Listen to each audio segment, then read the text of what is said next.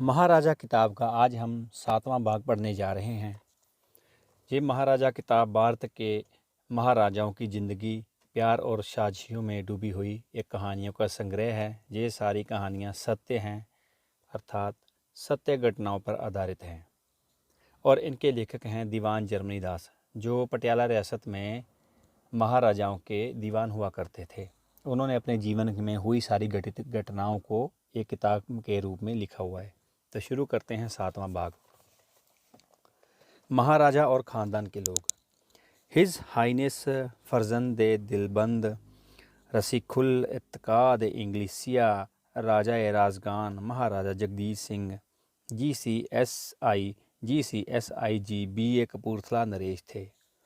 उनके पिता महाराजा खड़क सिंह के कोई औलाद नहीं थी और कपूरथला की राजगद्दी उनके ख़ानदान के किसी दूसरे राजवंश में चली गई होती यदि रियासत के वरिष्ठ मिनिस्टरों ने बड़ी चतुरता और सूझबूझ से परिस्थितियों को संभाला ना होता।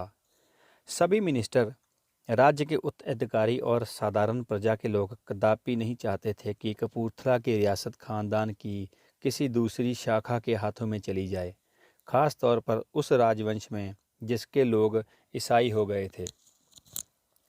प्राइम मिनिस्टर दीवान रामजस CAS अपने ज़माने के प्रसिद्ध राजनीतिक और सामाजिक सुधारक थे। उन्होंने अपने सहयोगियों और प्रजा के लोगों की इच्छा पूरी करने का फैसला कर लिया। खानदान वालों में गिने चुने लोग ही ईमानदार और सचित्र थे। कपूरथला राज्य की रियाया की आंखों में उनकी ना तो इज्जत थी और ना ही उन्हें विशुद्ध रक्त ही मानती थी। अधिकारी वर्ग अच्छी तरह से समझता था कि उनमें से कोई भी राजगद्दी पर बैठा तो रियासत में बगावत फैल जाएगी। अलावा उसके महाराजा निहाल सिंह की मृत्यु के बाद खड़क सिंह के पिता महाराजा रणधीर सिंह से अनेक वर्षों तक खानदान वालों के झगड़े चलते रहे थे और खून खराबी की नौबत आ चुकी थी। ऐसी हालत में उन्हीं खानदान वालों में से अगर कोई राजगद्दी का मालिक बन जाता तो कपूरथला के राज्य परिवार, मिनिस्टर, उच्च अधिकारी वगैरह सभी के प्राण और इज्जत को खतरा पैदा हो सकता। इसीलिए हर तरह से कोशिश की गई कि किसी खानदान वाले को कपूरथला की राजगद्दी हासिल ना हो सके। बहुत साल बीत चुके थे मगर कपूरथला नरेश महाराजा खड़क सिंह के कोई औलाद नहीं हुई थी। इस बात से रियासत में बड़ा असंतोष फैला था। किसी लड़के को लेकर रियासत का वारिस करार देने की कई तजवीज़ें गुप्त रूप से प्राइम मिनिस्टर के आगे पेश हुई, मगर कारमद ना समझी गई। दीवान रामजस और मिनिस्टर सरदार भगत सिंह ने मिलकर एक तरकीब सोची जो कामयाब हो गई। तजवीज़ यह थी कि रियासत के किसी प्रतिष्ठित और ऊंचे घराने का एक लड़का लाकर महारानी की गोद में दे दिया जाए और उसी को महाराजा खड़क सिंह का पुत्र घोषित कर दिया जाए। राज्य के चिकित्सक डॉक्टर राम रखा थे। उन्होंने महाराज को पागल करार दे दिया। हालांकि वे सिर्फ गर्म दिमाग के नरेश थे। उनको कपूरथला से 150 मील दूर कांगड़ा जिले में धर्मशाला के नज़दीक बागसू नाम के पहाड़ी स्थान पर एक मकान में नज़रबंद करके रखा गया था और उनकी देखरेख के लिए तैनात डॉक्टर की इजाज़त के बगैर कोई उनसे भेंट नहीं कर सकता था। महारानी भी प्राइम मिनिस्टर के प्रस्ताव से सहमत थी और उन्होंने मंजूर कर लिया कि अपने को गर्भवती जाहिर कर देंगी। एक बूढ़ी खूंसट जाई जिसका नाम केसर दई था, जो महारानी के पास दिन या रात के समय पहुंच सकती थी, तैनात कर दी गई और प्रसव के समय महारानी की देखभाल करे। महारानी को समझा दिया गया था कि जब कोई शिशु उनकी गोद में लेकर लाकर दिया जाए तो उसे अपना ही शिशु बतलाएं। राजधानी में एक स्त्री के बच्चा होने की संभावना की सूचना दीवान को दे दी गई थी। कपूरथला में एक लाला हरिचंद थे, जो बाद में रियासत के फाइनेंस मिनिस्टर नियुक्त किए हुए और दीवान की पदवी प्राप्त की। उनकी पत्नी ने एक पुत्र को जन्म दिया। लाला हरिचंद दीवान रामजस के अत्यंत घनिष्ठ मित्र थे और नगर के बड़े बाजार में उनकी कोठी के ठीक सामने के घर में रहते थे। सन 1872 की 6 नवंबर को 2 बजे रात में उस शिशु को महल में लाकर महारानी की गोद में दे दिया गया। 9 महीने पहले से ही महल के डॉक्टरों और नर्सों ने महारानी को गर्भवती घोषित कर रखा था। राजकुमारी के जन्म पर तोपें छूटी और 40 दिन तक उत्सव मनाया गया, जिसमें करीब 10 लाख रुपए खर्च हुए। उत्सव में पंजाब के गवर्नर, अनेक अंग्रेज अफसर, कश्मीर, पटियाला, ग्वालियर और पड़ोसी रियासतों के राजे महाराजे आमंत्रित थे। तमाम कैदी रिहा कर दिए गए और भिखमंगों को खैरात बांटी गई। चूंकि महाराजा खड़क सिंह पागल करार दे गए थे, इसीलिए उनकी कोई बात ना सुनी गई। हालांकि वे चिल्लाते रहे कि उनके कोई पुत्र नहीं हुआ और कई वर्षों से महारानी से उनका शारीरिक संबंध कतई नहीं रहा है। मगर राम महारानी ने साफ ऐलान कर दिया कि उन्होंने एक पुत्र को जन्म दिया है। डॉक्टरों, नर्सों और दाइयों को भरपूर इनाम देकर उनके मुंह बंद कर दिए गए थे। खानदान वालों को जब खबर मिली तो उन्हें संदेह हो गया कि कुछ दाल में काला जरूर है। उन्होंने भारत सरकार से इस मामले में दखल देने की प्रार्थना की। इस पर एक ब्रिटिश डॉक्टर, जिसका नाम कर्नल वारबर्टन था, जो रियासत का चीफ मेडिकल ऑफिसर था, तैनात किया गया और मामले की जांच करके अपनी रिपोर्ट भारत सरकार को पेश करे। रियासत की रस्म के मुताबिक कर्नल ने एक महिला दुभाषी की मदद लेकर महारानी से कुछ सवालात किए और जांच पड़ताल शुरू कर दी। पॉलिसी और कूटनीति को ध्यान में रखकर कर्नल ने प्राइम मिनिस्टर का पक्ष लेने का निश्चय किया और उसने तमाम मिनिस्टरों, महल के अफसरों, लेडी डॉक्टरों और नर्सों आदि के बयान दर्ज किए, क्योंकि वे सभी लोग पुत्र जन्म के समय उपस्थित थे। उसने आम रियाया से भी पूछताछ की। जांच पड़ताल से उसको पूरा पता चल गया कि किसी परिवार के लड़के को लाकर गद्दी का वारिस घोषित किया गया है। मगर दीवान और उसके खास दोस्तों ने भारी रकमें रिश्वत में देकर कर्नल का मुंह बंद कर दिया। उसने भी मामला रफा दफा कर दिया और भारत सरकार को रिपोर्ट भेज दी कि महारानी ने सचमुच एक पुत्र को जन्म दिया है। भारत सरकार ने तुरंत उसे कपूरथला की गद्दी का वारिस मंजूर कर लिया। खानदान वालों ने जब भारत सरकार के फैसले के खिलाफ खुद जाकर वायसराय से व्यक्तिगत बातचीत की। इसी बीच दीवान ने रियासत के करीब 1 लाख प्रतिष्ठित व्यक्तियों के दस्तखत लेकर एक मेजरनामा तैयार कराया, जिसमें रियासत और महाराजा के अंदरूनी मामलों में दखल देने का इल्ज़ाम खानदान वालों पर लगाया गया था। वह मेजरनामा भारत सरकार को भेज दिया गया, परंतु एक दफ़ा फिर भारत सरकार के राजनीतिक विभाग का एक बड़ा अफसर कपूरथला भेजा गया ताकि महल में जाकर इन इल्ज़ामों की जांच करे जो खानदान वालों ने लगाए थे। वह अंग्रेज अफसर भी दीवान के प्रलोभनों का शिकार बन गया। इस दफ़ा अंग्रेज अफसर की पत्नी जो साथ आई थी, दीवान ने मोतियों का एक बेशकीमती हार भेंट कर दिया। हार को देखकर वह महिला चकित रह गई। 18वीं सदी में अफगान आक्रमणकारी अहमद शाह अब्दाली ने अपनी मैत्री के चिन्ह रूप वह मोतियों का हार कपूरथला नरेश को दिया था। वस्तुत अंग्रेज अफसर ने जाकर वायसराय को यही रिपोर्ट दी कि महारानी का पुत्र असली है और कपूरथला की राजगद्दी का वारिस वही होगा। खानदान वाले अब बेहतर चिढ़ गए और दीवान के परिवार से उनकी सख्त दुश्मनी हो गई। झगड़ा इतना बड़ा कि दीवान ने मजबूर होकर उन सबको एक ही साथ रियासत से बाहर निकलवा दिया। वे लोग जलंधर जाकर रहने लगे।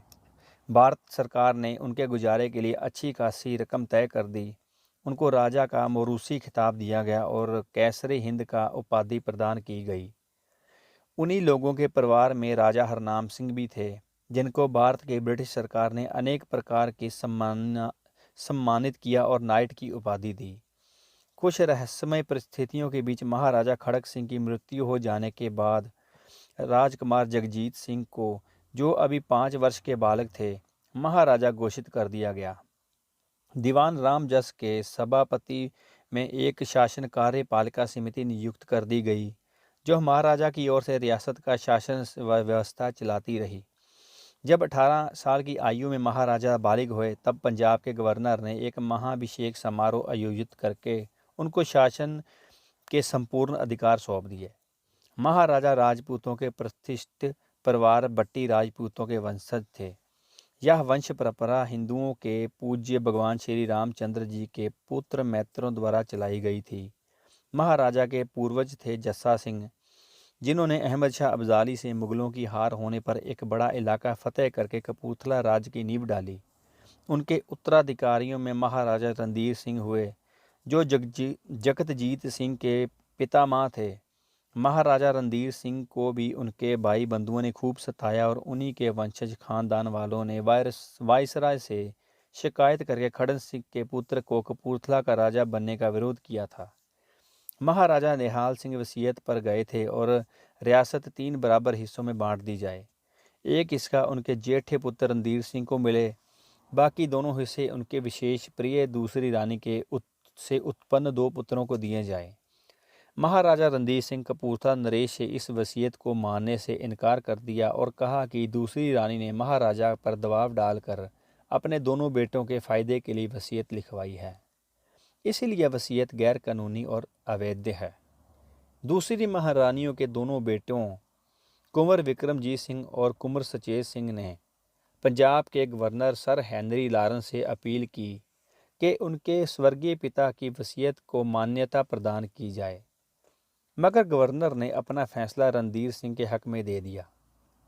दोनों राजकुमारों ने तब वायसराय सर जॉन लॉरेंस से, जो पंजाब के गवर्नर सर हेनरी लॉरेंस के भाई थे, उनसे अपील की। वायसराय ने हुक्म दे दिया कि महाराजा निहाल सिंह की वसीयत को कानूनी और वैध माना जाए। महाराजा रणधीर सिंह ने वायसराय का फैसला स्वीकार न करके विलायत में भारत के सेक्रेटरी ऑफ स्टेट और इंग्लैंड की महारानी विक्टोरिया के पास अपील की। महाराजा ने दीवान रामजस के पुत्र दीवान मधुरदास को, जो उस समय रियासत के रेवेन्यू मिनिस्टर थे, अपने मुकदमे की पैरवी करने तथा महारानी विक्टोरिया से भेंट करने के लिए इंग्लैंड भेजा।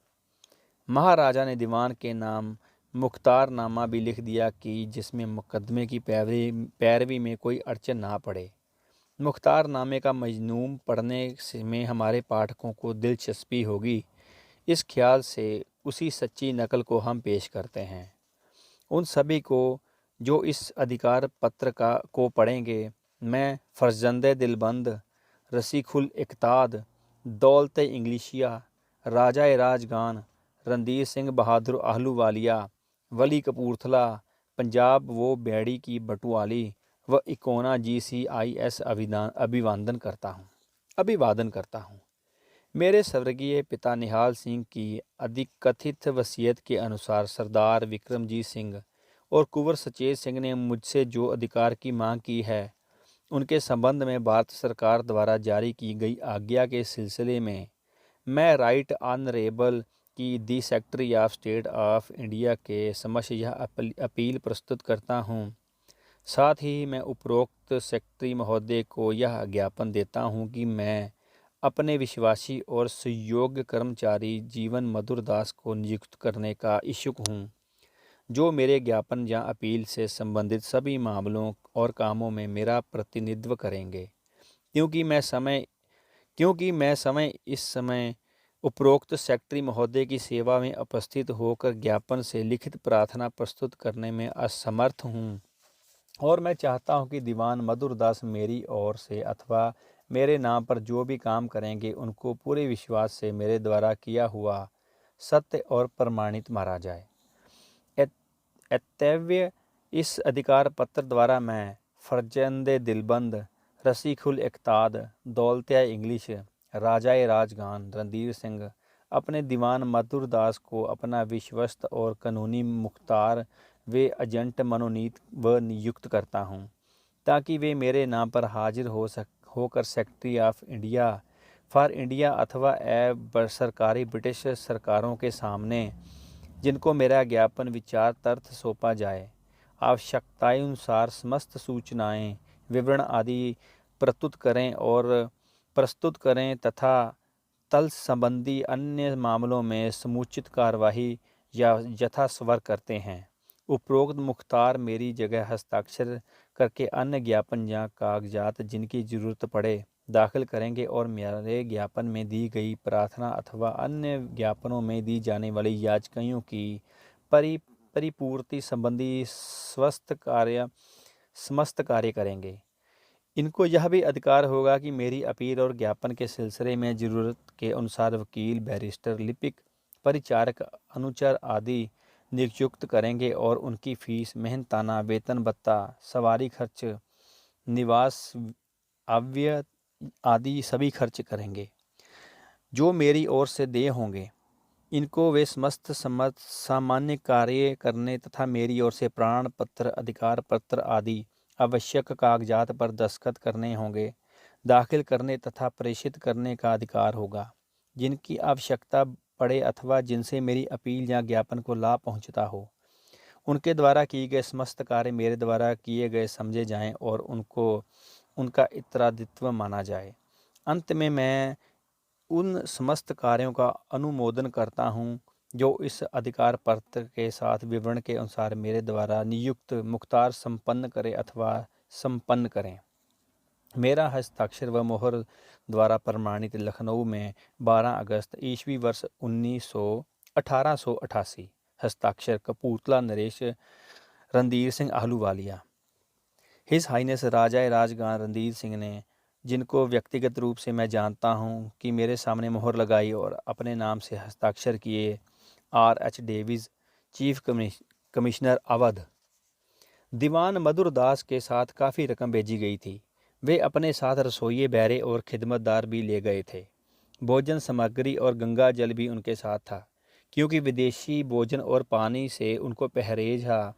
अगर कभी मजबूरी में विदेश में उनको भोजन करना ही पड़ता तो उस पर गंगा जल छिड़क कर पवित्र कर लेते थे। कार्यकुशल और चतुर होने के कारण दीवान मधुरदास ने इंग्लैंड के अच्छे से अच्छे कानूनदां और वकील नियुक्त करके उनसे सलाह ली, तब काम शुरू किया और काफ़ी कोशिश के बाद महारानी विक्टोरिया के सामने सारा मामला पेश किया। उस जमाने में इंग्लैंड की सबसे बड़ी अदालत प्रिवी काउंसिल भी भारत के संबंधित मामलों में महारानी से ही निर्देश प्राप्त करती थी। ईस्ट इंडिया कंपनी खत्म हो चुकी थी। महारानी विक्टोरिया भारत की सामग्री बन गई थी। वे वास्तव में बड़ी धर्मपरायण और ईश्वर भक्त महिला थी। उनको यह बात पसंद न आई कि कपूरथला की गद्दी का वारस तो रियासत का एक कतई भाग पाने का अधिकारी हो और उससे छोटे तथा सौतेले 2 भाई मिलकर 2/3 भाग के अधिकारी बने। महारानी भारत के वाइसराय द्वारा किए गए फैसले से सहमत न हुई। उन्होंने तय किया कि दोनों सौतेले भाइयों को 36,000 रुपये सालाना बतौर गुजारे के लिए दिए जाएं और उनको रियासत से एकदम बाहर जाकर बसने की इजाज़त दी जाए। इस संबंध में उन्होंने अपना हुक्म जारी कर दिया। खानदान वालों की साजिश के खिलाफ महाराजा की जीत हो जाने पर भी पारिवारिक झगड़े बंद न हुए। वे लोग हालांकि जलंधर में रहते थे, मगर कपूरथला के राज परिवार को चैन से ना बैठने देते थे। महाराजा जगतजीत सिंह के विरुद्ध उन्होंने राजमाता को ले जाकर पंजाब के गवर्नर के सामने बयान दिलवाया कि जगतजीत सिंह उनके उत्पन्न पुत्र नहीं हैं, मगर तब तक बहुत देर हो चुकी थी। कोई नतीजा ना निकला और उनकी यह चाल भी बेकार गई। रियासत के सिविल सर्जन ने महारानी को पागल करार दे दिया। महाराजा ने दीवान मधुरदास को विशेष रूप से सम्मानित किया। उनको जागीर और जेवरात इनाम में दिए। किसानों को खुश करने के लिए लगान कम कर दिया। मिनिस्टरों, अफसरों और मातहतों की तनख्वाहें दूनी कर दी गईं और मंदिरों, मस्जिदों तथा गिरजों में धन्यवाद सूचक प्रार्थनाएं की गई। ईरान के बादशाह नादिर शाह से भेंट में मिली तलवार और एक बहुमूल्य पुखराज महाराजा रणधीर सिंह धारण करते थे। महाराजा जगतजीत सिंह ने यह पुखराज अपनी कमर पेटी में टंगवा लिया, जिससे वे खास मौके पर पहना करते थे। नादिर शाह ने वो दोनों वस्तुएं महाराजा फतेह सिंह को उपहार में दी थी। जगतजीत सिंह को सोने चांदी की बनी गाड़ी में सवार होने का भी सौभाग्य प्राप्त था, जिसमें कभी 6 और कभी 8 घोड़े जाते थे। इन घोड़ों के साज में हीरे, मोती, नीलम वगैरह जवाहरात टंके थे, जिनकी कीमत कई लाख रुपए थी। यह साज भी बादशाह नादिर शाह ने महाराज के पूर्व फतेह सिंह को भेंट में दिया था। महाराजा भारत सरकार द्वारा महाराजा खड़क सिंह के कानूनी वारिस की मान्यता पाकर महाराजा जगतजीत सिंह ने 69 साल तक राज किया। ब्रिटिश सरकार ने उनको सम्मानित किया और इंग्लैंड के बादशाह तथा विदेशों के राजाओं ने उनको तमाम तमगे और उपाधियां से विभूषित किया। फिर भी भारत सम्राट से JCVO की उपाधि प्राप्त करने के लिए उनकी अभिलाषा पूरी न हो सकी। जब वे इंग्लैंड जाकर भारत सम्राट से मिलते, तब इस संबंध में उनको एक ज्ञापन भी दिया था। अन्य राजा महाराजा की भांति उनको भी ज़्यादा से ज़्यादा तमगे प्राप्त करने की तीव्र लालसा होती थी और वे इसी चेष्टा में लगे रहते थे। 74 साल की उम्र में उनका स्वर्गवास हुआ। उस अवसर पर समस्त भारत के सरकारी तौर पर शोक मनाया गया। केवल कपूरथला और भारत में ही नहीं, बल्कि यूरोप के देशों में भी, खास तौर पर फ्रांस में उनके शौक पर शाही झंडे झुका दिए गए। फ्रांस उनको अपना सच्चा मित्र समझता था और उनके जीवन काल में उनको grand cross of legion the honour प्रदान करके सम्मानित किया था। अगला भाग, आब्दीन महल में। कपूरथला नरेश महाराजा जगतजीत सिंह जब काहिरा में थे तब उन्होंने मिस्र के शाह फाउद से विशेष भेंट की याचना की।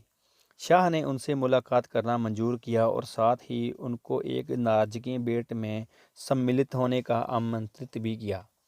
उस भोज में प्राइम मिनिस्टर मुस्तफ़ा जगलूल पाशा, वफ्द के नेता, मंत्रिमंडल के सदस्य तथा दरबार के सर्वोच्च पदाधिकारी शामिल हुए।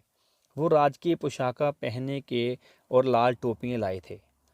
ब्रिटिश एडीसी पाशा की उपाधि प्राप्त थी और उनका रंग कुछ अधिक गोरा होने के कारण ही अंग्रेज होना प्रकट करता था।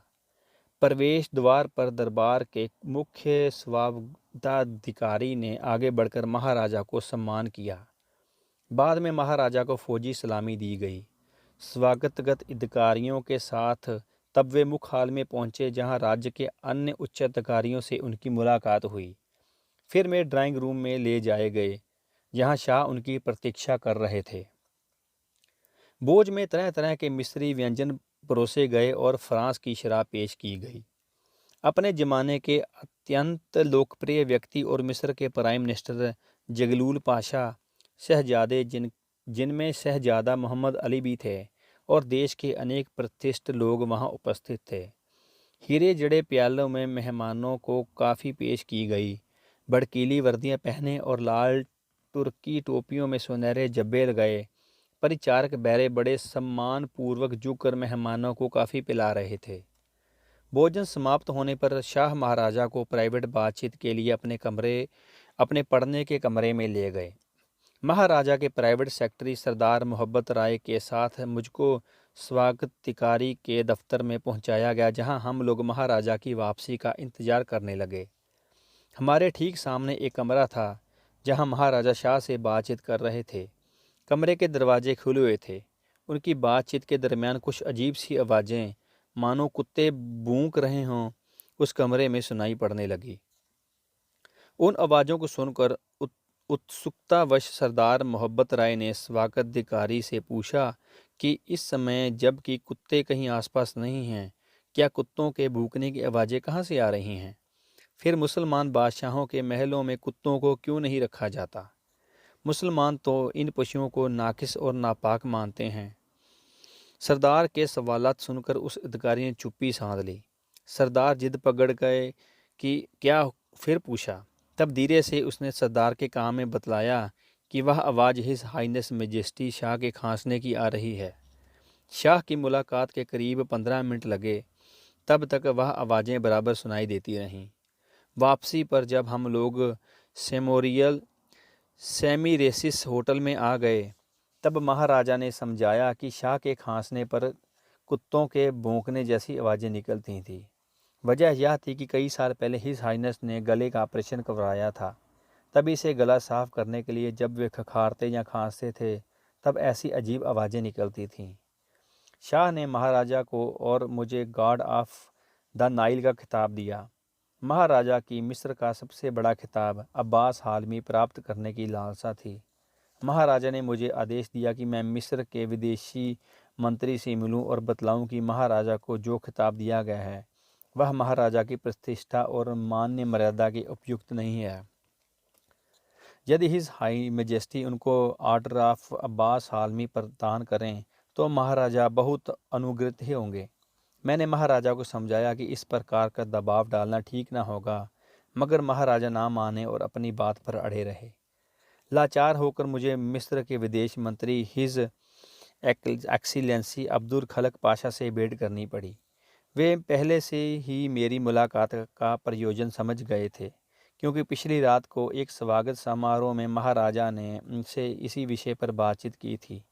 फिर क्या था, उन्होंने मुझसे भारतीय नरेशों और रियासतों के बारे में बातचीत शुरू कर दी। उसके बाद भारत में अंग्रेज़ों के अत्याचार और अंग्रेजी अफसरों द्वारा भारतीय नरेशों के अपमान का जिक्र छेड़ दिया। मैं अपने मुलाकात के मुख्य विषय पर बातचीत करने का पर बेताब हो रहा था, पर वह चतुर विदेश मंत्री मुझे मौका ही नहीं दे रहा था। वह लगातार अपनी कहता रहा और अंग्रेज़ों ने किस तरह मिस्र के राजनीतिक जीवन में दखल दिया है, उनसे किस प्रकार उन्हें रोकने में सफलता पाई। यह जाहिर था कि विदेशी मंत्री असली बात को टाल कर वक्त बिता रहा था। आध घंटे बाद अचानक उसने मेज के नीचे लगी एक घंटी बजाई और फौरन तीर वर्दीधारी लाल टोपी वाले अफसर कमरे में दाखिल हुए। इशारा काफ़ी था, मुलाकात ख़त्म हो गई। मैं अपने मतलब की बात विदेश मंत्री के कहने का कोई मौका ना पा सका। महाराज को बड़ी निराशा हुई। अगला भाग, मोरक्को की सैर। शरीफ वंश के प्रधान होने के नाते मोरक्को के सुल्तान सांसारिक रूप में देश के शासक होने वाले के अलावा मुसलमानों के अत्याधुनिक धर्म नेता भी माने जाते थे। टर्की के खिलाफत की समाप्ति के बाद मोरक्को के सुल्तान समस्त संसार के मुसलमानों के धर्म माने जाते गए और इस्लाम धर्म के प्रधान की हैसियत से पूजनीय बने। कपूरथला के महाराजा को मोरक्को के सुल्तान मौले हाफिजी बार से मुलाकात के लिए जाना एक बड़ी दिलचस्प घटना थी। मुलाकात की तारीख और वक्त तय हो चुके थे। महाराजा की कार में फ्रेंच रेजिडेंट भी साथ बैठा था। कार के दोनों तरफ घुड़सवार पलटन सुरक्षा के लिए चल रही थी। दूसरी कार में फ्रेंच रेजिडेंट के सहकारी अफसर थे। मैं और सुल्तान के कुछ स्वागताधिकारी बैठे थे। तीसरी कार में महाराजा के ईडीसी और सुल्तान के कुछ छोटे अफसरान थे। इन जुलूस के पीछे कई मोटर गाड़ियां चल रही थीं, जिनमें सुल्तान के दरबारी और मुसाहिब थे। जैसे ही हम लोग सुल्तान के महल के करीब पहुंचे, वैसे ही फ्रेंच रेसिडेंसी के अफसरों ने मना कर दिया कि हम उन ऊपर की तरफ नज़र न डालें, क्योंकि सुल्तान की रानी तथा हरम की दूसरी बेगमात हमारे जुलूस को देख रही थी। ऊपर की तरफ देखना राजकीय, कूटनीतिक और दृष्टि से अवांछनीय और अनुचित भी होगा। प्रवेश द्वार से लेकर उस कमरे तक जिसमें सुल्तान से भेंट होनी थी, नंगी तलवारें तथा हबशियों की पलटन का पहरा था। फ्रेंच अफसरों ने मना करने के अलावा ऊपर देखने का हमारा इरादा उस ख्याल से दिमाग से निकल गया कि अगर हमने ऊपर की तरफ नज़र उठाई तो नंगी तलवारों लिए हबशी सैनिक हमारे फ़ौरन सिर उड़ा देंगे। प्रवेश द्वार पर सुल्तान के प्रमुख स्वागताश्य अफसर ने हमारा अभिवादन किया। हम उस कमरे में पहुंचाए गए जहां एक बड़े सुसज्जित चंदेवे के नीचे सुल्तान विराजमान थे। एक बगल में सोने की 2 खाली कुर्सियां रखी हुई थी। हम लोगों ने कमरे में दाखिल होने पर सुल्तान एक भी शब्द न बोले। रेजिडेंट ने झुककर उनको सलाम किया, पर सुल्तान ने स्वीकृति में सिर भी नहीं हिलाया। सुल्तान के आगे कई दफ़ा झुकने के बाद रेजिडेंट सीधा तनकर खड़ा हो गया और महाराजा का परिचय देने के लिए फ्रेंच भाषा में बात की। Your majesty, his highness Kapurthala के महाराज, जिनकी रियासत उत्तर भारत में प्रसिद्ध है, आपको सलाम करने और अपनी शुभकामनाएं भेंट करने के लिए पधारे हैं। सुल्तान ने कोई संकेत नहीं दिया और गूंगे बने बैठे रहे। जब रेजिडेंट कई बार भाषण कर चुका, तब दरबार के दुबाशी ने अत्यंत धीमी आवाज़ में, जैसे सिर्फ सुल्तान ही सुन पाते थे, उन भाषणों का अनुवाद करके सुनाया। दुबाशिये की बात सुनने के पश्चात सुल्तान ने अपना हाथ सफ़ेद लंबे चोगे से बाहर निकाला, महाराज से मिलाया और पास में रखी सोने की एक कुर्सी पर बैठने का इशारा किया। सोने की कुर्सी पर बैठने से पहले रेजिडेंट ने दरबारी मिनिस्टरों की हैसियत से मेरा तथा अन्य अफसरों का परिचय सुल्तान से कराया, पर ना तो हम लोगों से बैठने के लिए कहा गया और ना सुल्तान ने हमारी तरफ ध्यान ही दिया। परिचय का काम समाप्त करके रेजिडेंट फिर सुल्तान के आगे कई बार झुका और आकर कुर्सी पर बैठ गया। महाराजा ने बातचीत शुरू की। योर मैजेस्टी, मैं आपका अभिवादन करने आया हूँ। आपकी राजधानी देखकर मैं चकित रह गया हूँ। मैं धन्यवाद देता हूँ कि उस महान अतिथि सत्कार के लिए जो आपने मेरा और मेरे मुलाजिमों का धूमधाम से किया। जवाब में सुल्तान कुछ न बोले। दुबाशी ने महाराजा के व्यक्तित्व अनुवाद करके सुल्तान को बताया। सुल्तान ने अरबी भाषा में बड़े धीरे से कुछ कहा। दुबाशी ने महाराजा को बतलाया कि सुल्तान आपसे भेंट करके प्रसन्न हैं। उनके बाद वजीर तथा अन्य दरबारी जो कतार बांधे वहां खड़े थे, बड़े अदब से सुल्तान के आगे जुरे और उनको सलाम किया।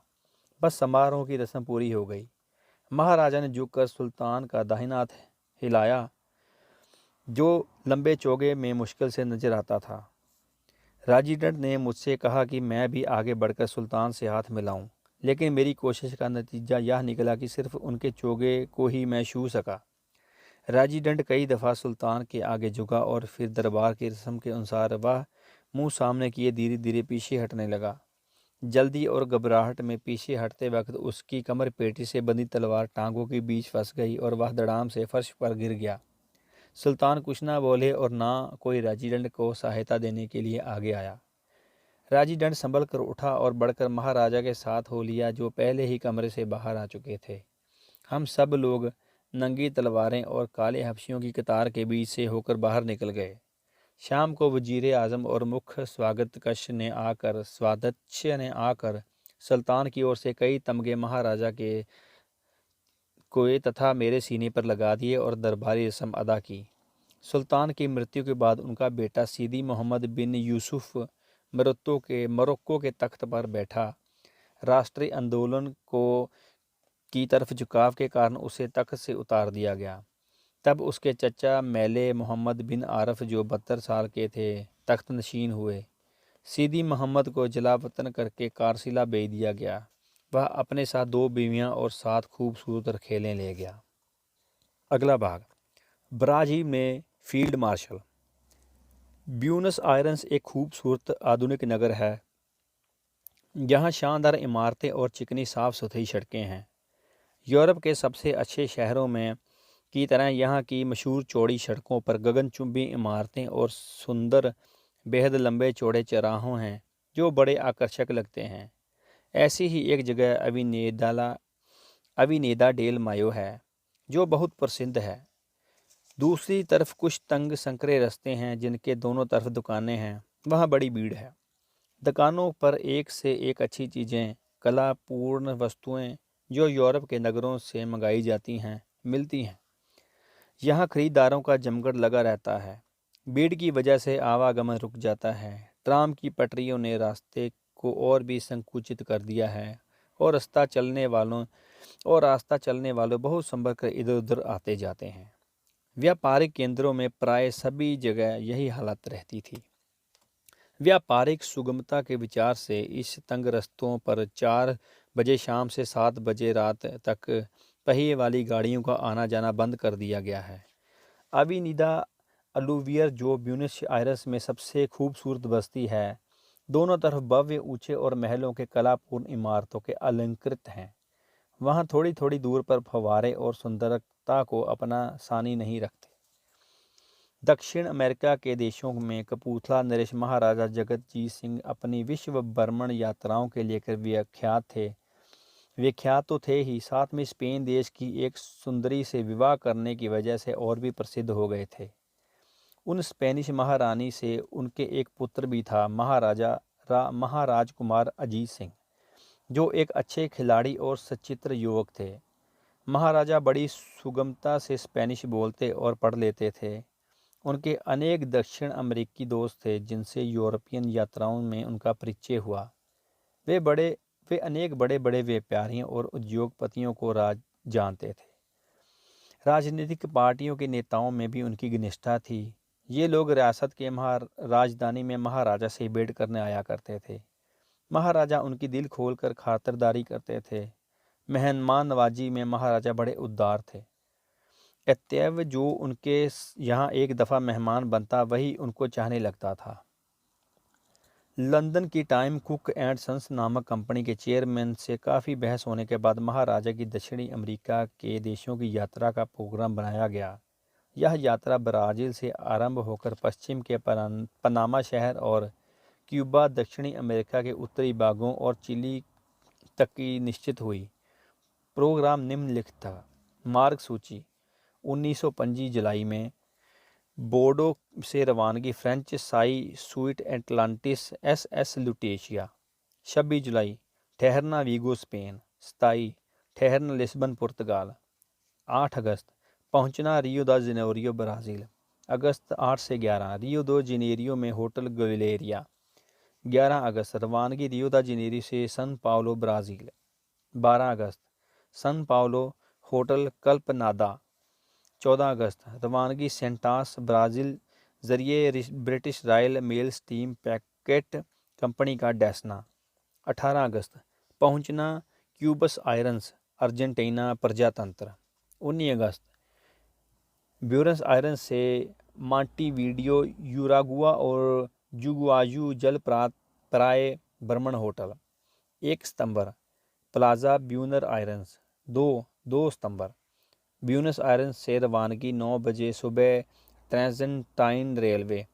लॉस एडिज पर्वत पर ऊंचाई 13,082 फीट। 3 सितंबर पहुंचना सेंटियागो दा चिली 11वीं रात होटल सिवाए। 4 सितंबर सेंटियागो दा चिली में। 5 सितंबर रवानगी वाला परासायो चिली पर British Pacific steam navigation SS ओराया।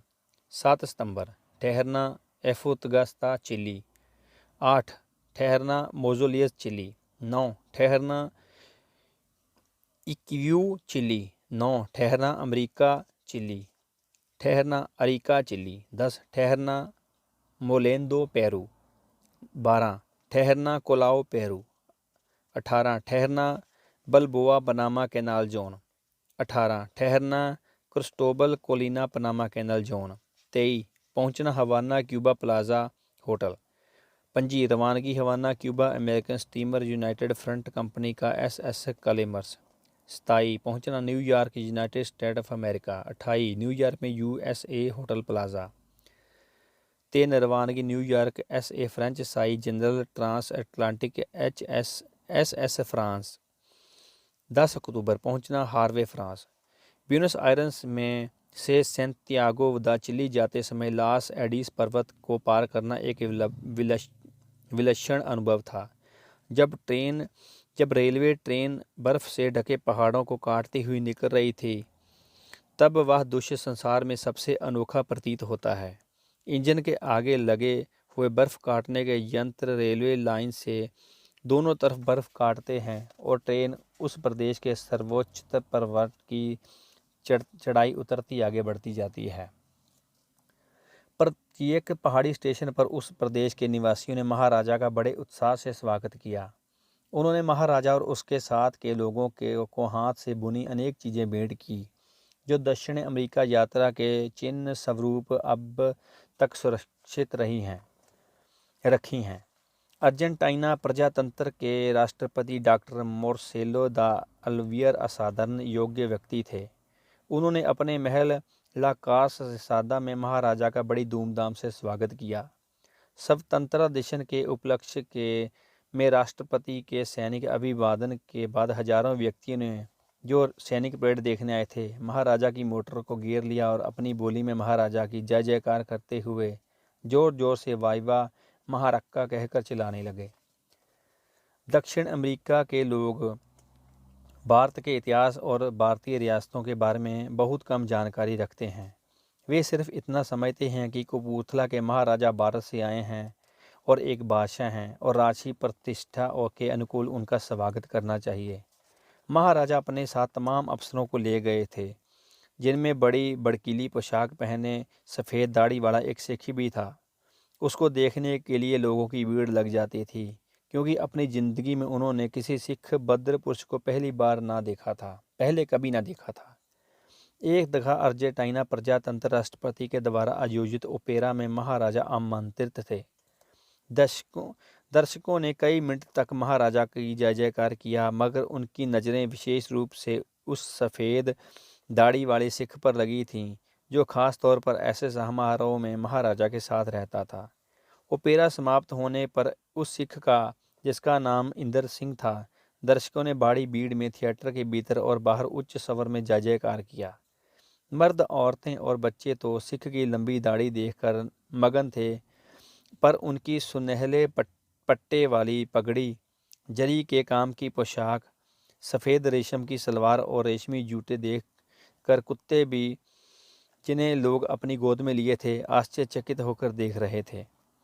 कुछ कुत्ते सरदार इंदर सिंह को देखकर खुशी से उछल रहे थे सरदार भी अर्जेंटीना का जनता द्वारा स्वागत सम्मान पाकर प्रसन्न था, और सबसे अधिक हर्ष इस बात का था कि बेजुबान जानवरों तक ने उसे मान लिया था। महाराजा ने कुछ दिन पहले ही न्यू ब्यूनस आयर्स भेज दिया था। महाराजा ने कुछ दिन पहले से मुझे न्यू आयर्स भेज दिया था, जिससे अर्जेंटीना की सरकार द्वारा महाराजा के स्वास्थ्य की व्यवस्था पूरी कर सकूं। मैं मांटीवीडियो के स्टीमर पर रवाना हुआ और कई दिनों की यात्रा करने ब्यूनस आयर्स के बंदरगाह तक पहुंचा।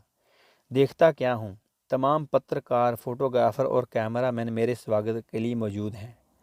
मैं डेक पर खड़ा होकर स्टीमर के किनारे लगने का इंतज़ार कर रहा था। मेरे हाथ में एक छोटी सी छड़ी थी जिसकी मूठ सोने की थी। हिज हाइनेस नवाब रामपुर से यह छड़ी मुझे उपहार में मिली थी। अगले दिन सवेरे ब्यूनस आयर्स के तमाम अखबारों में छप गया कि फील्ड मार्शल सरदार जर्मनी दास ब्यूनस आयर्स पधारे हैं और उनके हाथ में फील्ड मार्शल का पद सूचक बेटन है।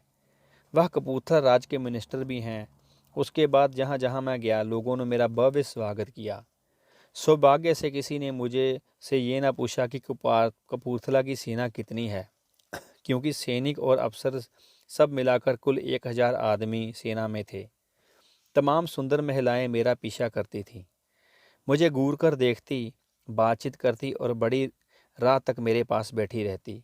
इसका कारण मेरा सद्व्यवहार और हष्ट-पुष्ट शरीर न था, बल्कि सैनिक पद का परिचायक फील्ड मार्शल का बेटन था। वह सोने के मुट्ठे वाली छड़ी थी जो मैं अपने साथ रखता था। मैंने अखबारों की खबर का प्रतिवाद नहीं किया, इस ख्याल से कि वहाँ के लोगों को निराशा होगी। मुझे अनेक पत्र और तार बड़े ऊंचे घराने के महिलाओं से प्राप्त हुए, जिनमें सामान्य शिष्टाचार की आड़ में प्रेम निवेदन भी था। दक्षिण अमेरिका के लोग कट्टर रूढ़िवादी हैं। यूरोप के देशों के विपरीत उनका चरित्र ऊंचा है। अर्जेंटीना में किसी विवाहित स्त्री के साथ लेकर चलना कठिन है, परंतु अविवाहित लड़कियां अजनबी लोगों के साथ डिनर, चाय वगैरह खाती पीती हैं और सभी उनके साथ रविवार व्यतीत करने चली भी जाती हैं। पुरुष बड़े ईर्ष्यालु होते हैं और अपनी पत्नियों पर निगाह रखते हैं। विवाहित पुरुषों में स्त्रियों के पीछे द्वंद्व युद्ध की नौबत भी आ जाती है, जिनमें 2-4 जानें चली जाती हैं। इतना सब होते हुए भी विवाहिता स्त्रियां विदेशियों के पीछे पागल रहती हैं। यद्यपि ऐसे प्रेम आलापों का परिणाम विदेशियों की जान को खतरा ही होता है।